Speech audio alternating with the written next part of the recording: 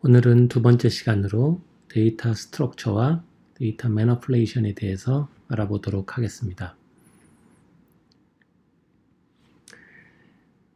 지난 시간에 강조한 바와 같이 우리가 연구를 할 때 데이터 분석을 하게 되면 데이터베이스를 읽어드려서 적절하게 데이터베이스 클리닝을 합니다. 그래서 데이터베이스를 수정하고 그다음에 그것으로 분석한 다음에 그 결과를 가지면 그 결과에 따라서 다시 분석을 할 수도 있고 또는 때에 따라서는 다시 데이터베이스를 수정할 수도 있습니다.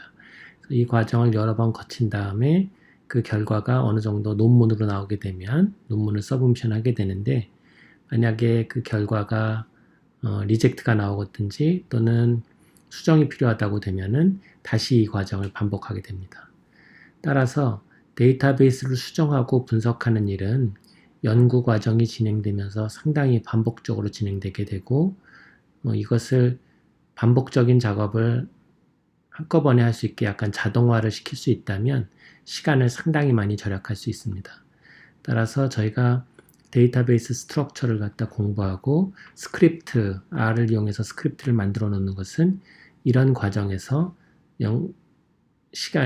연구와 관련된 시간을 갖다 상당히 절약함으로써 실질적으로 저희가 이런데 더 역량을 집중할 수 있는 그런 효율적인 도구로서 R이 사용되기 때문입니다. 자, 그럼 이제 오늘 dplyer라는 패키지를 설치를 하고 로드를 해서 사용을 일부 하게 될 텐데요. 본격적으로 dplyer는 다음 시간에 조금 더 본격적으로 설명을 할 것입니다. 다만 오늘 dplyer의 일부 기능을 쓸 것이기 때문에 dplyer가 필요하고, dplyer가 이미 설치되어 있으면 그러면 로드만 하면 되는데, 설치가 안 돼 있으면 설치하고 로드를 해야 됩니다. 그래서 보면 여기서 만약에 라이브러리 이렇게 되면 dplyer를 로드한다는 뜻이고, 이건 이제 내 컴퓨터에 설치되어 있는 그 파일들을 제가 사용하는 준비가 되게 올린다는 겁니다. 그래서 만약에 엔터 쳤는데 별다른 얘기가 없으면은 이게 설치가 이미 되어 있고 이제 로드를 한 것이죠. 다만 설치가 안 돼 있는 사람들은 이제 설치를 해야 될 텐데, 설치를 하는 방법은 제가 반복되지만 익숙해지기 위해서 계속 설명은 조금 더 하겠습니다. install packages 이거를 이용해서 여기서 다운표라고 dplyer 이렇게 해도 됩니다. 이렇게 하면 dplyer를 설치하게 되고, 또는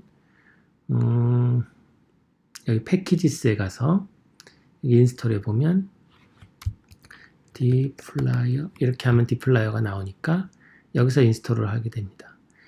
dependency는 이거랑 딸린 그런 다른 패키지도 설치한다는 건데, 그렇게 설치를 하는 것이 좋습니다. 저는 이미 이제 설치가 되었기 때문에 설치를 또 할 필요는 없고, 요거는 이제 강의록에서 제가 강의록이 이 파일로 만들어진 겁니다. 그래서 강의록에 있는 그대로의 스크립트가 그대로 있는데, 이제 가급적이면 인터랙티브하게 하기 위해서 이걸 강의록에 있는 걸 바로 실행시키지 않고 여기서 타이핑을 해가면서 하도록 하겠습니다. 조금 더, 하지만 이제 일반적으로 우리가 분석을 할 때 바람직한 방법은 이런 식으로 스크립트를 만들어서 이렇게 하면서 진행해 나가는 것입니다. 밑으로. 하지만 이제 오늘은 제가 이쪽에는 강의록을 보고 이쪽에서 타이핑을 하기 때문에 이거를 할 수도 있긴 있는데요. 이거를 여기 지금 화면이 작아서 꺼내기가 좀 어려운데, 오늘은 이제 이쪽에 왼쪽에는 보고 오른쪽에는 이제 그것을 타이핑 같이 해가면서 하는 것이 더 바람직하지 않을까 이런 생각이 듭니다. 그래서 이제 라이브러리는 이제 dplyer라는 라이브러리는 이제 올려놨고요. 그 다음에 저희가 이제 데이터를 분석하기 위해서는 그 데이터를 어떤 특정한 틀 안에 넣어야 됩니다. 예를 들어 우리가 3학년 일반 학생들의 수학 성적에 대한 분석을 진행한다고 할 때 3학년 일반 1번 82점, 2번 76점, 3번 90점 뭐 이렇게 이제 점수가 됐을 텐데 그것을 하나의 틀 안에 넣어 놓으면 3학년 이제 반이 계속 헷갈리네요. 3학년 일반 학생들의 수학 성적해서 이제 그것을 갖다가 통째로 이제 저희가 핸들할 수 있는데 계속 개별 학생별로만 갖고 있으면은 그러면 핸들링이 대단히 어렵겠죠. 그래서 예를 들어 이게 5개의 숫자를 갖다가 하나의 덩어리로 핸들링 한다면은 이런 식으로 이제 A라는 그 변수에다가 넣을 수 있습니다. 예를 들어 A는 근데 변수에다 넣을 때는 이 꺾은 그러니까 알파벳으로 하면 M자 옆에 있는 버튼인데 쉬프트를 넣고 작다 표시하고 그 다음에 하이픈 표시를 하면 됩니다. 그 다음에 C는 concatenate 그러니까 넣는다는 뜻이고요. 1, 2, 3, 4, 5 이렇게 해서 넣으면 A라는데 A를 해보면 A에 1, 2, 3, 4, 5가 들어가 있습니다. 그리고 여기에도 이제 베리어블에도 이제 그것이 보이게 되죠. 그래서 이런 것을 저희가 이제 벡터라고 얘기합니다.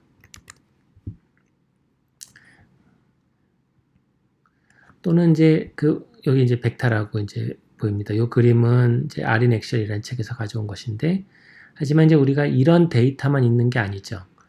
그러니까 예를 들어 3학년 일반 학생의 수학 성적 그러면 쭉 이렇게 할 수도 있겠는데, 예를 들어 여기 첫 번째 줄은 그러니까 열이죠. 열. 첫 번째 열은 수학 성적, 두 번째 열은 영어 성적, 세 번째 열은 과학 성적에서 1번, 2번, 3번, 4번 이렇게 하면은 이제 이런 게 이제 그 격자 구조가 되는데 이것들이 모두 다 같은 타입일 때, 같은 숫자면 숫자 또는 어떤 문자면 문자 이렇게 같은 타입일 때는 이걸 매트릭스라는 것에 넣을 수가 있고, 만약에 이런 격자 구조에서 요 열마다 타입이 좀 다를 때는 데이터 프레임이라는 그 틀을 사용해서 넣을 수가 있습니다.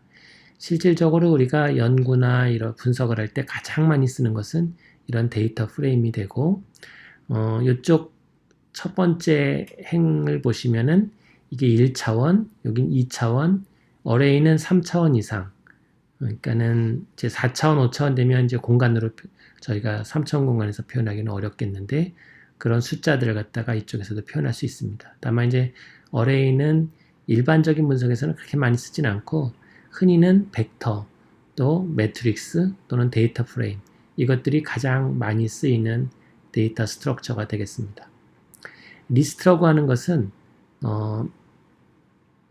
그 데이터의 타입이 여러 가지가 이제 스트럭처 여러 가지를 가질 수 있는 건데 원소로 예를 들어 벡터, 어레이, 데이터 프레임, 리스트 이걸 갖다가 전부 다 구성 요소로 가지고 있을 수가 있습니다. 그래서 이런 것들은 이제 통계 분석하고 나서 그 결과를 갖다가 하나의 그 틀 안에 묶어 놓을 때 아주 유용하게 쓰이게 되고요. 저희가 금방 만든 것은 이런 벡터가 되겠고 매트릭스나 데이터 프레임도 조금 만들어 볼 수 있도록 하겠습니다. 또 이 안에 이제 들어있는 그 데이터의 성질에 따라서 이제 그걸 타입이라고 그러는데 라지칼은 논리 값이 되겠습니다. 그래서 true와 false, 그러니까는 참과 거짓으로 이제 들어갈 수도 있겠고, 금방 말씀드렸듯이 벡터에는 이런 타입이 똑같아야 됩니다. 매트릭스도 안에 있는 들어있는 타입이 똑같아야 되기 때문에 여기는 논리 값이고 여기는 숫자이고 이렇게 될 수는 없거든요. 그렇기 때문에 이제 만약에 논리값만으로 하든지 만약에 서로 다른 것을 넣으려면 그때는 리스트가 되어야 되겠습니다. 그 다음에 이제 논리값 말고 들어갈 수 있는 거는 정수값, 2, 7, 마이너스 3 뭐 이런 것들이 되겠죠. 데이터 프레임에는 요 열에 따라서는 타입이 같아야 되지만 그 열마다 첫 번째 열하고 두 번째 열은 달라도 됩니다. 그래서 여기는 논리값이고 이 두 번째 줄은 정수고 세 번째 줄은 캐릭터여도 상관이 없습니다. 그 다음에 이제 누메릭이라고 하면은 더블이라고도 하는데 이제 이 실수값을 얘기하는 것이고 캐릭터는 문자값이 되겠습니다. 그래서 타입의 구조에 따라서는 벡터, 매트릭스, 어레이, 데이터 프레임, 리스트 뭐 이런 것들이 있고, 그 다음에 그 안에 들어갈 수 있는 값들의 그런 성질은 논리값, 정수값, 실수값, 그 다음에 문자 이런 것이 있다, 이렇게 알면 되겠습니다. 그러면 이제 금방 벡터는 만들어 봤으니까 매트릭스를 한번 만들어 볼까요?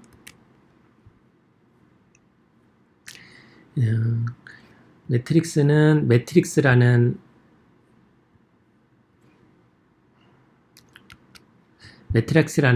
것을 이용해서 이제 만드는데요. 매트릭스라는 함수가 있습니다. 만약에 매트릭스라는 함수에 대해서 알고 싶으면 물음표하고 matrix 이렇게 하면 밑에 이제 헬프 파일에서 매트릭스에 대해서 이제 설명이 나오게 됩니다. 그래서 관심 있는 분들은 읽어 보시면 좋겠고, 다만 처음에는 이걸 어떻게 다 읽나 이런 생각이 좀 드실 테니까 그냥 이런 게 있다 하고 넘어가면 되겠고, 용례를 보면 좀 알기 쉽습니다. 그래서 이렇게 되는구나, 이렇게 좀 보시면 되겠습니다. 한번 만들어 보겠습니다. 어쨌든 매트릭스에는 이제 매트릭스를 구성하는 그 숫자들을 갖다가 이제 먼저 넣어줘야 되는데요. 일단은 제가 이렇게 해보겠습니다. 매트릭스 여기서 해볼까요? 언타이틀드에서 반복해야 될 수도 있으니까 매트릭스하고 숫자는 예를 들어 1에서 6까지다. 그러면 1에서 6은 이렇게 표시할 수가 있습니다. 저희가 다시 여기서 봐서 1에서 6까지는 이렇게, 또는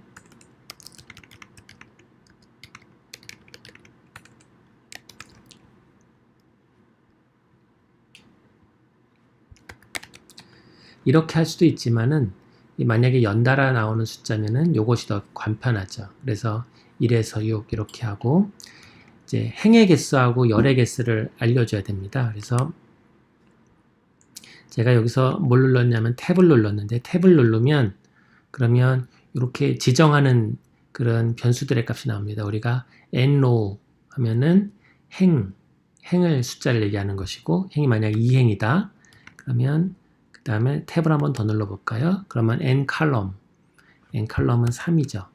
제가 여기다 쓰진 않았지만 이게 이제 데이터입니다. 그래서 이렇게 하겠습니다.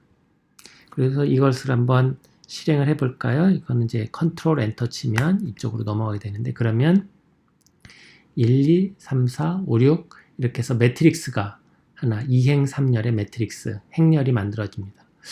근데 이게 순서를 갖다 1, 2, 3, 4, 5, 6 이렇게 하고 싶다. 그러면 여기서는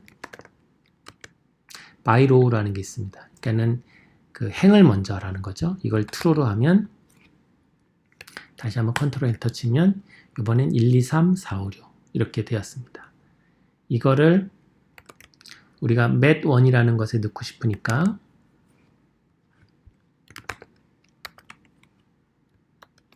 이렇게 하면